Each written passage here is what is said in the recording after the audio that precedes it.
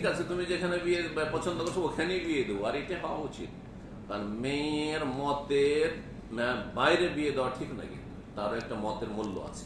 তবে নেতৃত্ব বাবার হইতে হবে, অলির হইতে হবে। নেতৃত্ববিহীন কোনো কাজ চলবে না।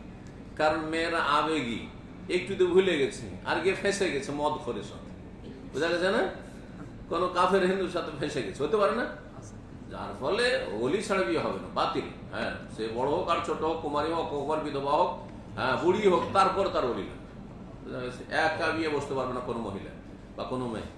কিন্তু জবরদস্তি চাপিয়ে দিতে পারবেন না। মেয়ে বলছেন আমি ওই ছেলেকে বিয়ে করব না, আমি ওখানে বিয়ে করবো। তো ওখানে যদি বিয়ে করতে চাই আর সে গরিবও হয় কিন্তু নামাজি মুসলিম, তাহলে তাকে বিয়ে দিতে হবে।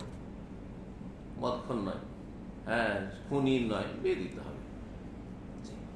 বাপ মা বেশি হিতাকাঙ্ক্ষী মেয়ের চাইতে, এটা মনে রাখবেন। মেয়েরাকে মনে রাখতে হবে বাপ মা মেয়ের কখন অকল্যাণ চাইবে না। সুতরাং বাপের নেতৃত্ব থাকা অত্যন্ত গুরুত্বপূর্ণ বিষয়।